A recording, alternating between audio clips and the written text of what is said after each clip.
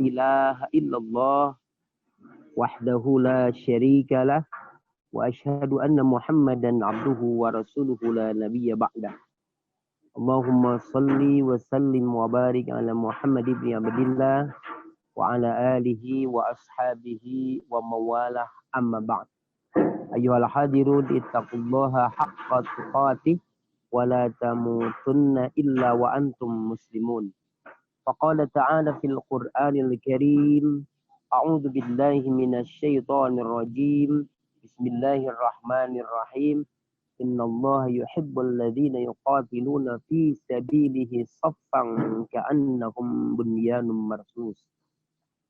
Wa qala aidan wa'tasimu bihablillahi jami'an wa la tafarraqu. Al-ayah, sadaqallahul azim. Allahumma arhamna bil Qur'an. Segala puji hanya milik Allah atas segala limpah dan karunia-Nya. Salawat beserta salam semoga tercurah selalu kepada Nabi Muhammad sallallahu alaihi wasallam, kepada keluarga, para sahabat dan orang-orang yang senantiasa komitmen pada ajaran beliau. Para masyayikh rahimakumullah, tema kita pada kali ini adalah bangun jamaah menggapai berkah. Ada yang menarik dari tema ini adalah bagaimana dengan membangun jamaah kita mendapatkan berkah. Sebenarnya itu merupakan salah satu dari inti sari hadis Rasulullah Shallallahu Alaihi Wasallam yang mengatakan bahwa al jama'atu rahmatun wal fiqatu adzabun, bahwa jamaah itu akan menghasilkan, menurunkan rahmat. Ketika rahmat diturunkan, maka keberkahan juga dengan sendirinya akan turun. Dan lawan dari jamaah adalah al-firqah, yaitu perpecahan. Jadi keberkahan merupakan salah satu manfaat dari adanya jamaah. Bahkan bukan hanya itu. Di dalam hadis lain disebutkan yadullahi ma'al jamaah, bahwa sesungguhnya kekuatan Allah itu ada pada jamaah. Maka ketika disebut yadullahi ma'al jamaah, dalam arti yang lain Allah berlepas diri ketika ada orang-orang yang bergerak sendiri dan sendiri-sendiri. Kemudian dalam hal apa saja kita mesti berjamaah, dan dalam hal apa saja ketika kita berjamaah dan kita mendapatkan keberkahan. Dari hal yang sangat ringan sekalipun, hal yang sepele sekalipun, sebenarnya kita mesti berjamaah. Mulai dari urusan makan saja kita mesti berjamaah. Di dalam Ihya Ulumuddin, Ali bin Abi Thalib pernah mengatakan seperti ini. Yang lebih aku sukai adalah beradu tangan dengan teman-teman kami ketika makan daripada memerdekakan hamba sahaya. Jadi Ali bin Abi Thalib itu lebih senang ketika dia makan berjamaah, beradu tangan. Di dalam Riyadhus Shalihin disebutkan bahwa makanan 2 orang itu cukup untuk 3 orang. Makanan 3 orang cukup untuk 4 orang. Begitu selanjutnya, asal itu dilakukan dengan berjamaah. Kemudian yang kedua, naik dalam level spiritualitas. Bagaimana kita melaksanakan sholat juga mesti berjamaah. Dan Allah tingkatkan berlipat-lipat ganda. Di dalam hadis disebutkan sholatul jamaah afdalu min sholatil fardhi bisab'i wa isrina darajah. Di dalam hadis lain bi khamsi wa isrina darajah. Salat berjamaah itu lebih baik, lebih utama daripada salat sendiri. Ada yang mengatakan hadisnya 25 derajat, ada yang mengatakan sampai 27 derajat. Kedua hadisnya sahih. Kita tidak masuk pada pertentangan kenapa 25, kenapa 27. Tapi intinya adalah ketika kita salat berjamaah, maka kita mendapatkan keberkahan dan mendapatkan keutamaan. Kemudian naik pada level yang selanjutnya adalah kita mesti berjamaah di dalam tingkatan-tingkatan berjuang. Ada beberapa istilah jamaah yang diterapkan di dalam Al-Quran. Baik istilah jamaah itu sendiri atau dengan istilah lain yang maksudnya mengarah kepada jamaah. Pertama di surah Al-Baqarah, di surah Al-Imran disebutkan, yang saya sebutkan di awal. Wa'tasimu bihablillahi jami'an wa la tafarraqu. Dan beriktisamlah kepada tali Allah. Maksud ulama mufassirin adalah dinul Islam. Jami'an, dengan berjamaah. Kemudian ada satu penegasan dari lawan kata jami'ah. Wala tatafarraqu. Jangan pernah bertafaruk di dalam iktisam billah. Iktisam billah adalah sesuatu hal yang perlu kita perjuangkan. Bagaimana kita memegang teguh nilai-nilai dinullah. Lebih tegas lagi di surah As-Saff disebutkan, innallaha yuhibbul ladzina yuqatiluna fi sabilihi saffan ka'annakum bunyanun marsus. Sesungguhnya Allah Subhanahu wa taala mencintai orang-orang yang berjihad. Kalimatnya lebih khusus lagi, bukan yujahiduna, tetapi kalimatnya lebih khusus yuqatiluna. Berperang di jalan Allah. Dan saffan itu bersab-sab, yang maknanya kurang lebih berjamaah. Allah suka banget sama orang yang berjihad dan jihadnya berapih, berjamaah. Berarti mafhum mukhalafahnya Allah nggak suka banget dengan orang yang berjamaah, orang yang berjuang tapi sendiri-sendiri. Dia maunya sendiri-sendiri. Dia berpikir dia adalah Superman. Kemudian dia bisa melakukan sesuatu sendiri-sendiri saja. Padahal yang harus kita bangun adalah bukan Superman, tetapi super team. Kemudian ada keterangan yang mengatakan al-haqqu bila nizam yaglibuhul batil bin nizam. Kebenaran yang tidak terkoordinir. Tentu saja ketika disebut terkoordinir, maka berarti kebenaran yang tidak terorganisir. Ketika disebut tidak terorganisir, berarti kebenaran yang jamaahnya acak-acakan. Dengan kata lain, dia tidak berjamaah. Kebenaran yang tidak dikaitkan, tidak dibarengi dengan jamaah, maka pasti dia akan kalah dengan kemaksiatan berjamaah. Pilihannya adalah apakah kita mau bertaat dengan berjamaah atau rame-rame bermaksiat dengan berjamaah. Ternyata maksiat saja kalau berjamaah kuat. Apalagi kalau taat, ya. Dan dikalahkan ternyata ketaatan tanpa jamaah. Kemudian di istilah lain, di dalam Al-Quran, kalimatnya memakai kalimat ummah. Waltakum minkum ummatu yad'una ilal khair. Hendaknya di antara kalian ada satu umat yang mengajak kepada kebaikan. Kalimat umat di situ adalah satu kelompok atau komunitas yang terstruktur. Dan komunitas yang terstruktur kita sebut dengan istilah jamaah. Ada istilah lain di dalam Al-Quran. Ya ayyuhalladzina amanu ma yartadda minkum an dini fasawfa ya'tillahu biqaumin yuhibbuhum wa yuhibbuna azillatin 'alal mu'minina a'izzatin 'alal kafirin. Wahai orang-orang yang beriman, apabila di antara kalian ada yang berpaling dari Allah Subhanahu wa taala, dari agamanya, dari dinullah, maka Allah akan kirimkan satu kaum, biqaumin yuhibbuhum wa yuhibbuna. Kalimat di situ adalah kaum, sebuah komunitas, kita sebut dengan jamaah. Tetapi jamaah tersebut adalah yuhibbuhum wa yuhibbuna. Allah mencintai mereka dan mereka mencintai Allah, berlemah lembut kepada saudara-saudara yang beriman. A'izzatin al-kafirin, dia punya dignity, dia punya ketegasan, dia punya kemuliaan diri, dia punya bergaining politik dengan orang-orang kafir. Dia tidak ngesot, ya. Tidak menundukkan diri kepada sistem kafirin. Pada istilah lain, yang ngarahnya juga ke jamaah adalah hizbun. Ala inna hizballahi humul ghalibun. Ingatlah bahwa sesungguhnya golongan Allah, atau dengan istilah yang lebih bebas, partai Allah, itu sebenarnya lebih ke komunitas terstruktur bernama jamaah. Bahwa jamaah yang dasarkan pada dasar-dasar lillah, itbaqus syariah, itu adalah insya Allah akan mendapatkan menang, lambat cepat ataupun lambat. Lalu kapan? Kita lihat sejarah. Siapa yang menang? Ashabul Kahfi kah atau Raja Dikyanus kah? Yang menang adalah Ashabul Kahfi. Tapi waktunya lama banget. 309 tahun. 7 orang melawan Raja Dkianus. Dan ternyata yang terakhir mati adalah Ashabul Kahfi. Karena ketika Ashabul Kahfi bangun dari mimpinya, dia mengalami kenikmatan 1 hari di dalam pelukan negara pemerintahan Islam. Walaupun setelah itu dia meninggal.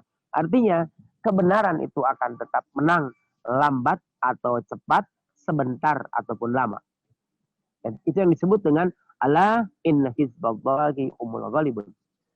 Ada istilah lain yang bisa kita arahkan kepada jamaah. Falaula nafadu min kulli firqatin ta'ifatun liyatafaqahu fid din.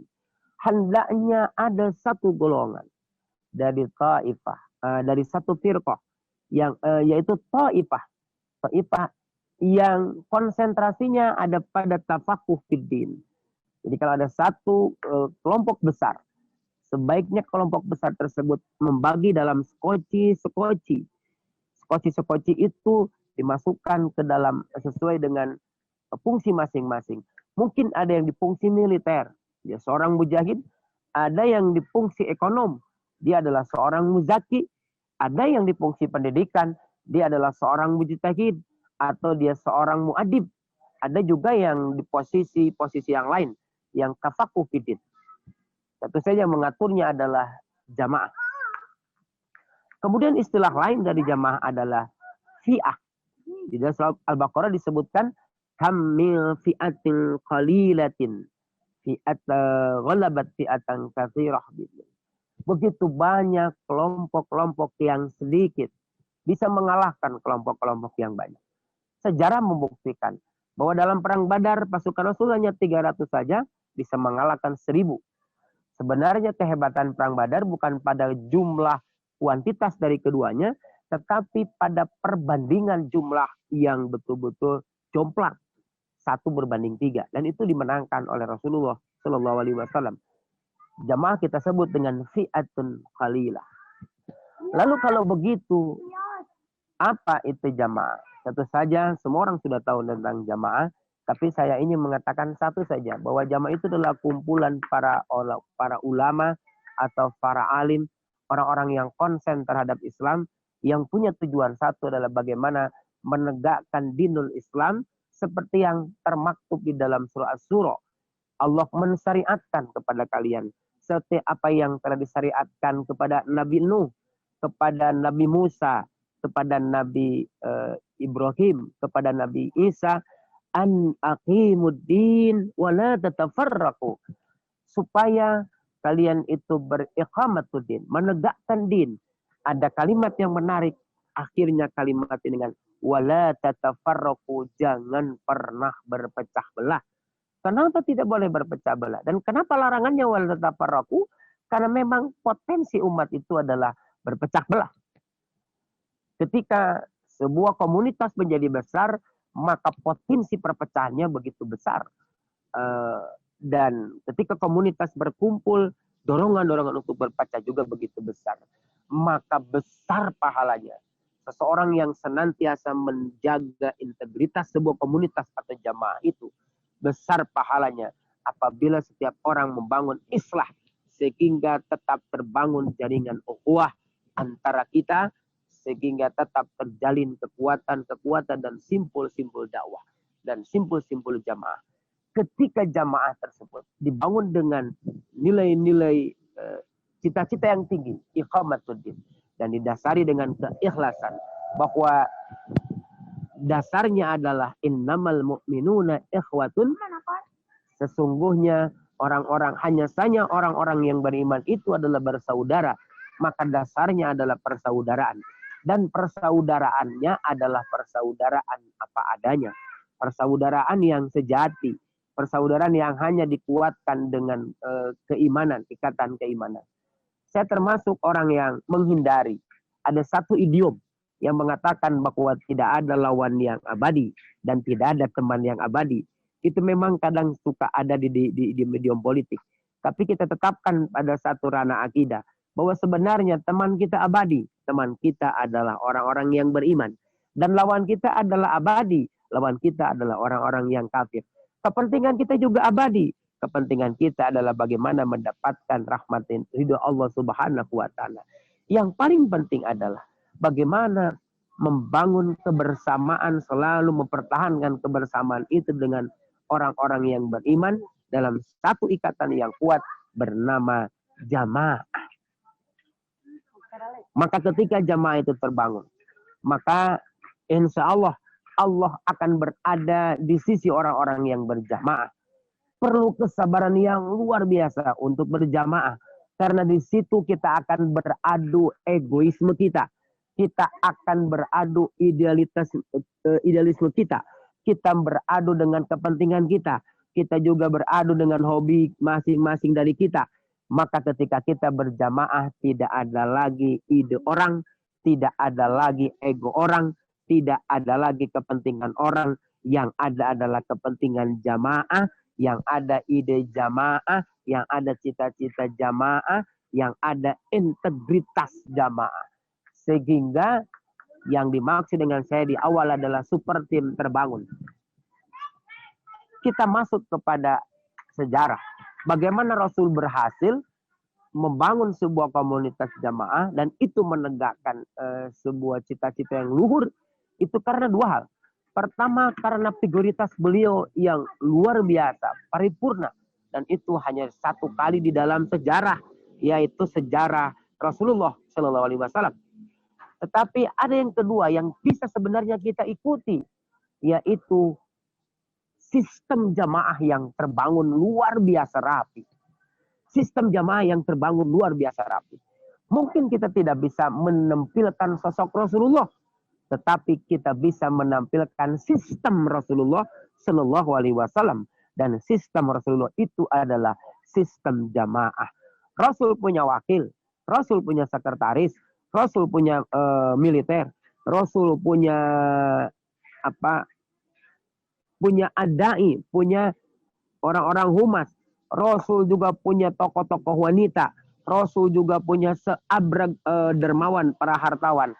Dan itu dibangun di dalam konsep jamaah. Secara garis besar, Rasul bukakan lalu petakan menjadi dua peta. Pertama muhajirin, yang kedua ansor. Dan ada integritas yang luar biasa. Ada integrasi yang luar biasa antara muhajirin dengan ansor. Dibangun begitu erat. Dan itu dimulai dengan akhwat. Saya boleh katakan bahwa prototip atau embrio dari sebuah jamaah adalah akhwat. Jadi kita mulai membangun jamaah dengan akhwat. Hadis Rasul mengatakan, ta'akhau akhwat, akhwat.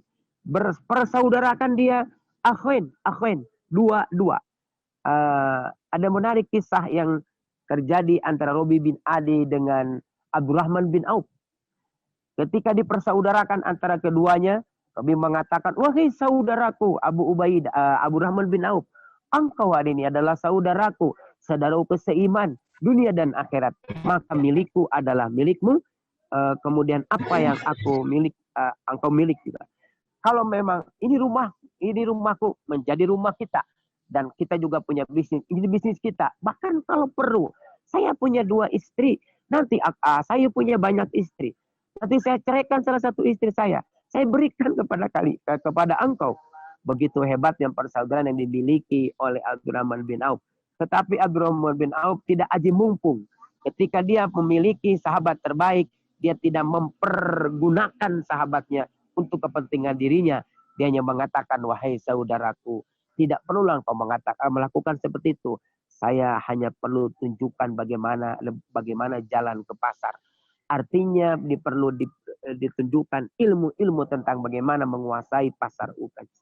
Luar biasa. Prototip ini atau embrio jamaah ini mulai dari akhwat, kita bangun akhwat dengan sebaik-baiknya. Persaudaraan yang luar biasa. Terbangunlah ashab, khairul ashab arba'ah. Terbangunlah tim yang kecil 4 orang. Dari 4 orang ini kemudian berubah menjadi 12 orang, menjadi 4.000 orang. Di dalam satu hadis disebutkan bahwa pasukan 4.000 orang itu adalah pasukan yang tidak terkalahkan.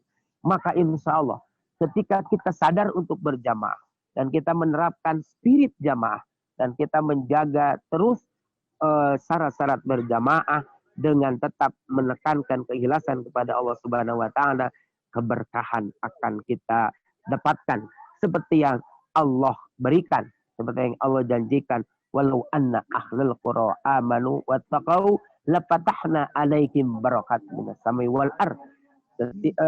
Jika kalian beriman dan bertakwanya di dalam naungan jamaah, kita akan mendapatkan keberkahan, dibukakan pintu keberkahan dari langit dan bumi. Saya kira Pak Kiai itu saja yang saya sampaikan, tidak berpanjang kalam karena pasti ada yang mau nambah dan lain sebagainya, supaya ruang diskusi kita lebih bebas ya. Saya pasti banyak salah dan banyak hilapnya. Nanti Pak Kiai bisa menambah gitu. Terima kasih. Assalamualaikum warahmatullahi wabarakatuh.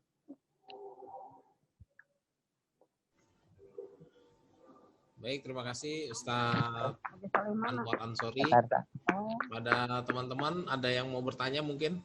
Atau ada yang mau menambahkan? Ini temanya jamaah ya Ustaz ya? Iya, iya. Sesuatu yang hari ini agak mencemaskan begitu. Ya, betul. Silakan teman-teman, ada yang mau bertanya?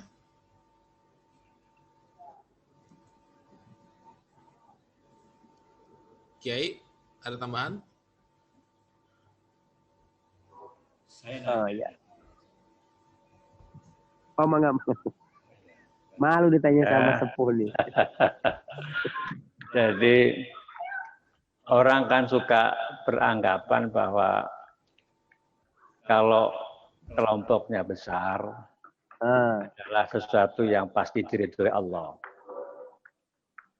Sementara ada hadis yang mengatakan atau ayat yang mengatakan qalilun minasyakirin. Justru kelompok kecil itu yang termasuk kelompok orang-orang yang bersyukur.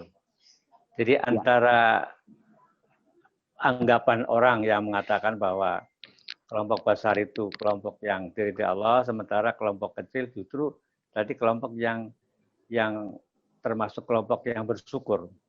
Jadi supaya untuk menjelaskan ini kepada masyarakat, bagaimana Kiai? Ya, ada kelompok besar, ada kelompok merasa besar. Duanya mesti dibedakan juga. Iya. Memang ada hadis, ada Al-Quran yang mengatakan wala tuti aksara man fil ardi. Janganlah kamu mengikuti kebanyakan orang yang melakukan kerusakan di muka bumi. Jadi yang melakukan kerusakan di muka bumi lebih banyak daripada yang melakukan islah di muka bumi. Kemudian yang kedua, di surah Al-Waqi'ah, memang yang selamat itu adalah yang sedikit. Sullatum minal awwalin wa qalilun minal akhirin. Sepertiga dari yang terdahulu itu selamat. Wa qalilun minal akhirin, dari sangat sedikit sekali dari generasi-generasi kita, yaitu generasi-generasi mutaakhirin yang selamat. Dari sisi itu sebenarnya memang kita memang betul-betul terpilih di dalam atau jamaah itu terpilih. Jamaah yang betul-betul murni adalah yang terpilih. Di dalam hadis yang lain disebutkan bahwa umatul di akhir zaman sayughar bala itu akan betul-betul diseleksi alam. Sehingga memang yang betul-betul terseleksi adalah yang betul-betul minoritas.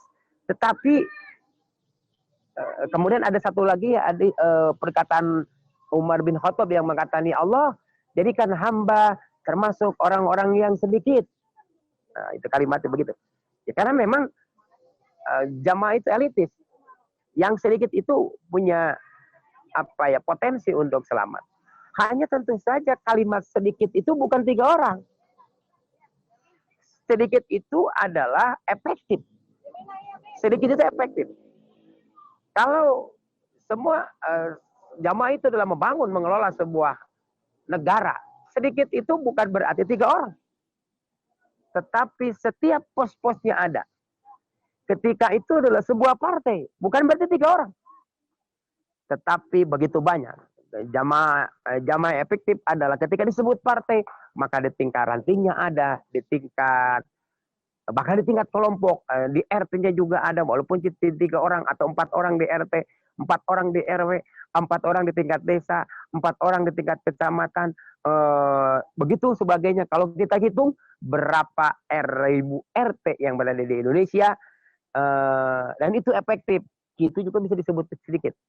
Hanya memang yang paling berbahaya adalah ketika memang kuantitas kita besar, jangan merasa besar. Allah Subhanahu wa taala mengingatkan di dalam perang Hunain ada 12.000 pasukan yang mengikuti Rasulullah SAW.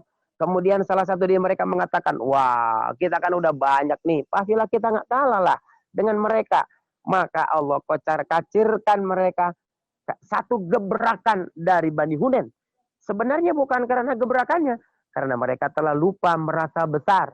Sehingga karena mereka merasa besar, Allah ingatkan. Maka kocar-kacir tinggal 100 orang pasukan yang berada di situ. Ini berbahaya memang. Jadi yang harus kita hindari adalah bukan jamaah besar, tetapi jamaah yang merasa besar. Yang paling konyol lagi adalah jamaahnya sudah kecil, merasa besar. Waduh, itu sudah jatuh tertimpa tangga pula. Masih mending kalau orang itu jamaahnya besar, kemudian merasa besar, tapi tetap itu nggak bagus.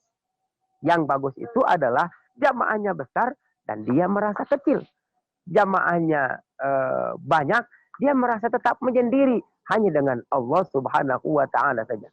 Kemudian yang kedua, yang berbahaya dari jamaah adalah bahwa is the best. Jamaah aku yang paling bagus. Kamu itu jamaah apa itu? Ini jamaah aku yang paling bagus. Jamaah aku yang paling aktif. Jamaah aku yang paling mulia daripada jamaah yang lain. Kamu? Siapa kamu? Berbahaya. Kalau memang setiap orang-orang yang berjamaah itu merasa dirinya bagus, maka akan ada gesekan antar jamaah. Karena sebenarnya yang terjadi pada hari ini adalah jama'atul minal muslimin. Bukan jama'atul muslimin, tetapi jamaah dari sebagian muslim. Jadi memang mesti ada koordinasi, mesti ada integrasi, ada silaturahim antar jamaah atau antar harokah. Tapi tadi diperbesarlah jamaahnya dan tetap jangan merasa besar. Dan tetap memang kita berpegang pada apa yang dicita-citakan Umar bin Khattab.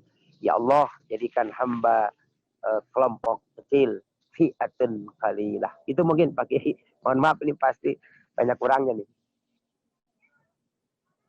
Mungkin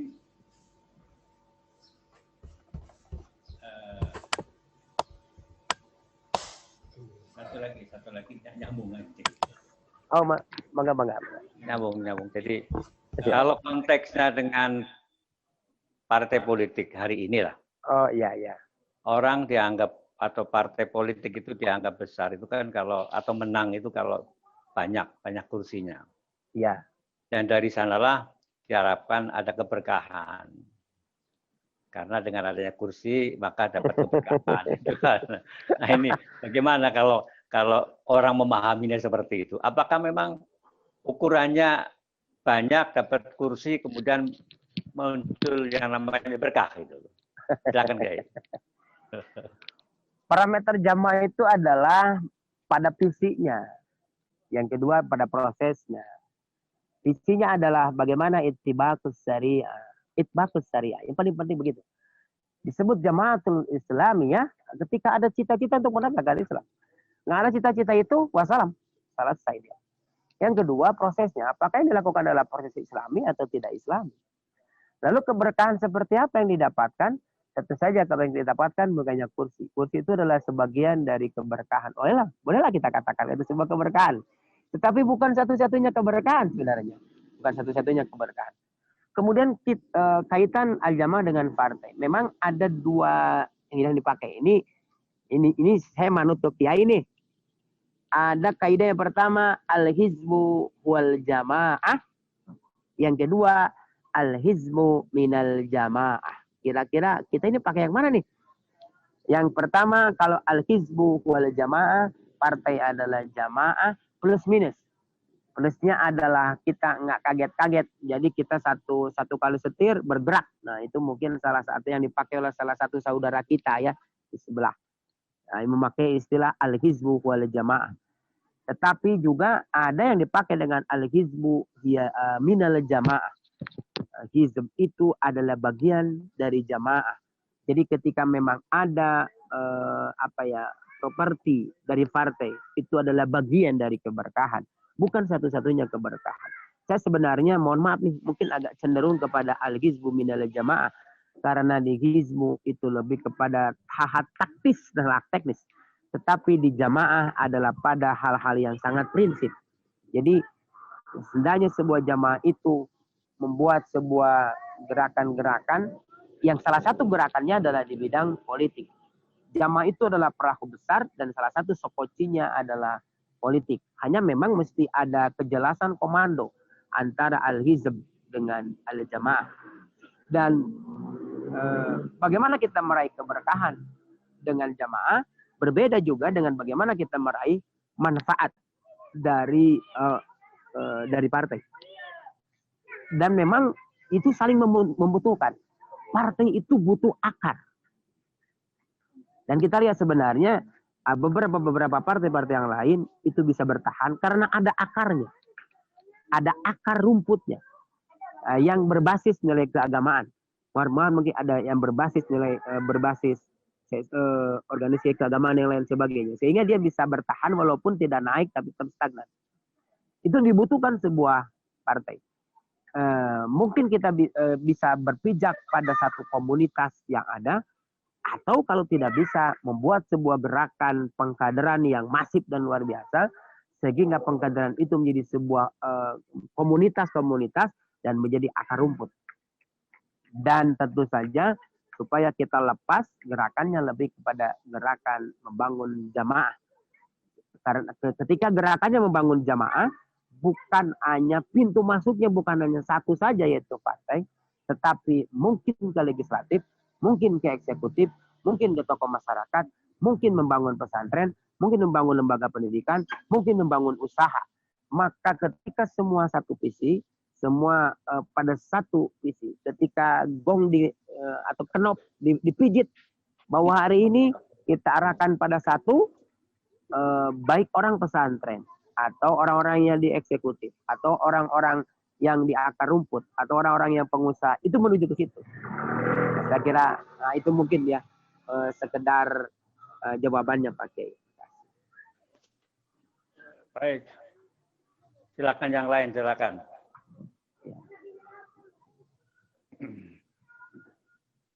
Silakan yang lain. Mas Ahwan ini. Mas Ikhwan. Silakan. Salam.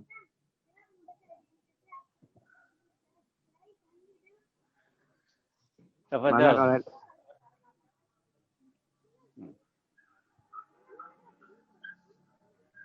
Bentar, ini hostnya lagi keluar bentar. Ada yang mau nanya ini.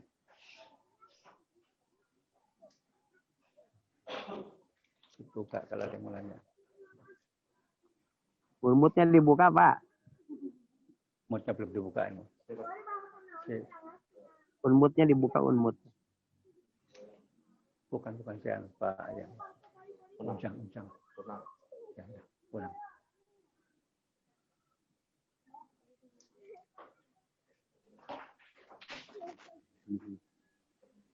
Oke. Mangga. Ustaz. Iya. Iya, Kang. Ya. Assalamualaikum warahmatullahi wabarakatuh. Waalaikumsalam warahmatullahi wabarakatuh. Ahlan wa sahlan. Ahlan bik. Khair, Ustaz. Khair. Mangga. Nah, ini kaitan dengan pola berjamiah ya. Iya. Kadang kita itu dalam motivasi secara siasah ya. Iya.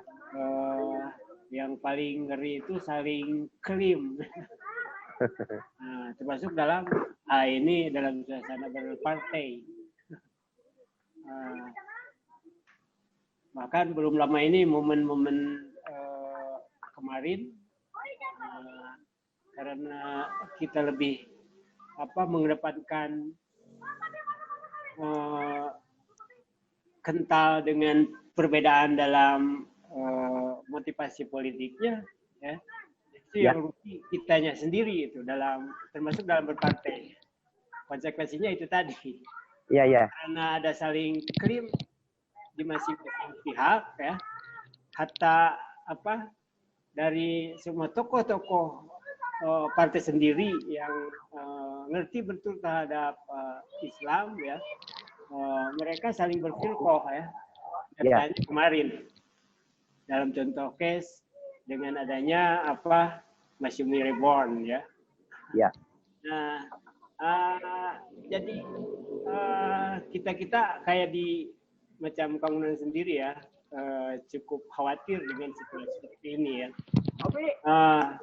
Apalagi dengan munculnya provokasi-provokasi dari luaran yang kurang mengerti terhadap siasat atau politik itu sendiri ya. Jadi justru kita sendiri yang rugi sebagai umat Islam ya.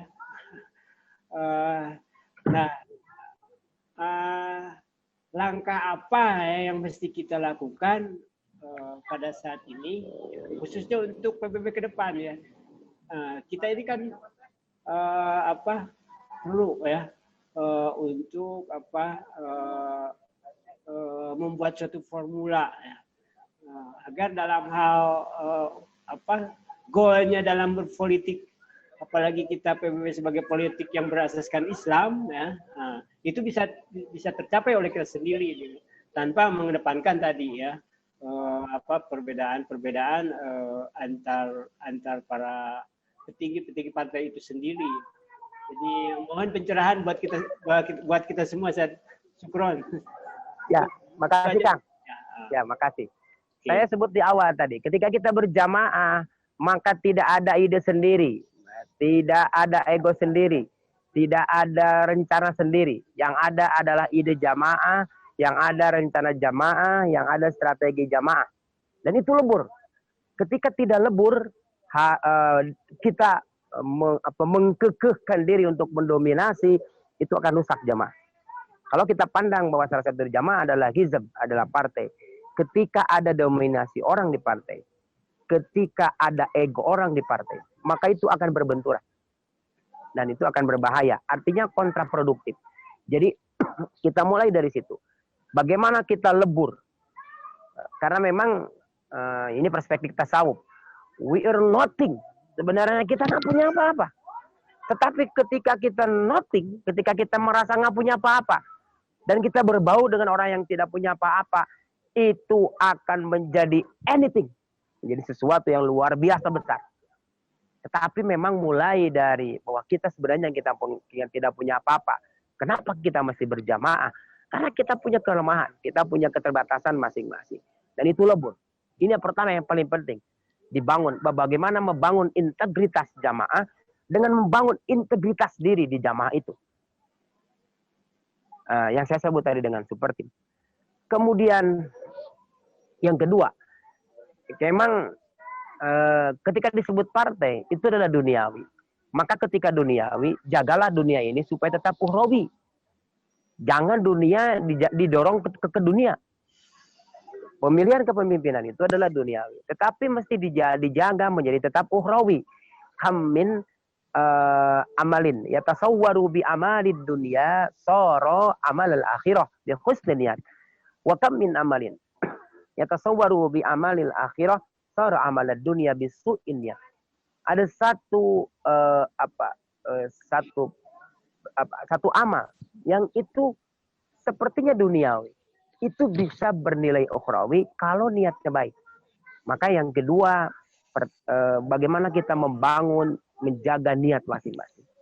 Saya cukup bangga ketika 20-30 tahun yang lalu bahwa kita berada dengan tokoh-tokoh besar, tetapi sangat disayangkan ketika semuanya bercerai-berai.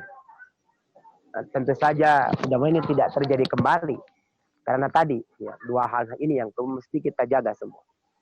Kemudian ya, dua hal ini akan menjaga keutuhan komunitas. Dua hal ini akan menjaga keutuhan jamaah. Dua hal ini akan menjaga keutuhan partai.